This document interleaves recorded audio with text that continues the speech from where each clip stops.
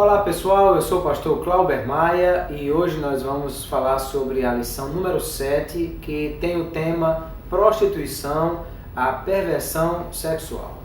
E nós vamos observar que havia um padrão de sexualidade extremamente distorcido na igreja de Corinto, na cidade de Corinto, na verdade. E Paulo escreveu 2 cartas à igreja que estava naquela cidade.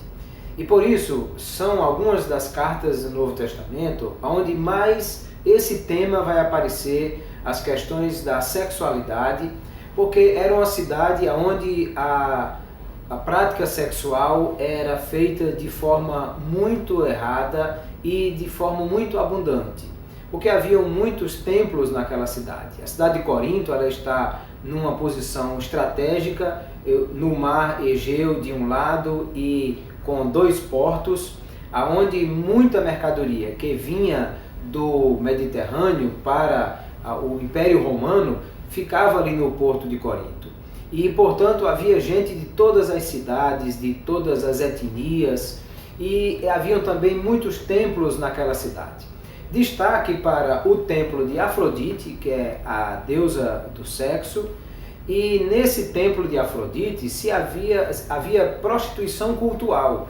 Alguns falam de 1000 pessoas envolvidas nessa prostituição cultural, porque era constante, marinheiros, comerciantes, vendedores, pessoas que iam e vinham, entravam naquele templo com a finalidade de praticar sexo com as prostitutas e prostitutos que ali estavam, para fazer isso como uma coisa cultural. E havia também o templo de Apolo, onde Apolo era apresentado em muitas estátuas e em muitas posições sexuais, e também ali havia grande prostituição. Sem contar que no mundo grego isso era muito frequente, porque as pessoas que possuíam dinheiro, elas tinham muitos escravos e escravas, e muitas dessas escravas eram escravas para satisfazer o seu senhor em todas as coisas, inclusive no sexo. Além disso, eles tinham as esposas para procriar e ter filhos, mas tinham também muitas amantes. Além disso, no mundo grego era muito comum que um homem maduro tivesse relacionamento homossexual com um garoto, e que aquilo era visto como parte da instrução, da orientação e da mentoria que ele fazia com aquele garoto. Então você imagine quanta perversão sexual havia naquela cidade de Corinto. Por isso é que Paulo escreve aos Coríntios e ele fala sobre qual é o padrão de sexo que Deus criou, qual o padrão de sexualidade que Deus criou e que foi feito para santidade, para ser praticado dentro do casamento, mas como algo que era para dar prazer, mas também para glorificar a Deus.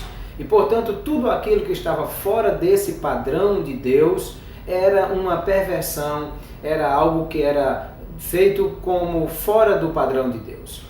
Quando a Bíblia usa a palavra prostituição, na verdade, a ideia aí de porneia, que é a palavra mais utilizada no grego, trata-se de tudo aquilo que é contrário ao padrão de Deus. Então, não só a homossexualidade é pervertida com pessoas de outro sexo, com animais, com cadáveres, com criança, com muitas formas diferentes de qualquer coisa diferente daquilo que é a relação sexual entre um homem e uma mulher dentro do casamento, está fora do padrão de Deus, e é isso que a Bíblia chama também de prostituição.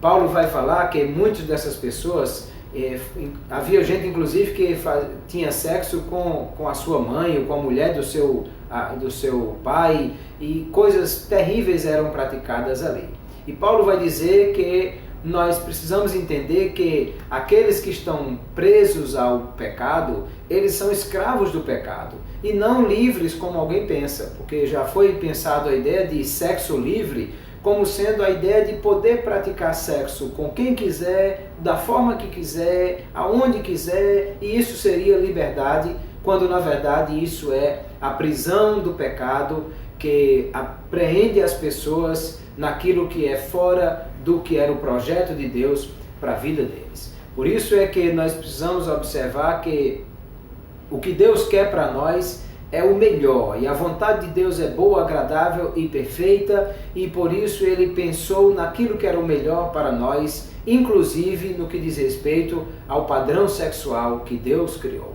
Pense nisso, reflita sobre isso e perceba que quando Deus estabelece esse padrão, Ele não está querendo ser estraga-prazeres ou tirar aquilo que é bom para a nossa vida. Pelo contrário, Ele está nos protegendo daquilo que é mal e querendo dar o melhor para a nossa vida, porque Deus nos ama e tem um padrão de excelência em todas as coisas para a nossa vida, inclusive na relação sexual.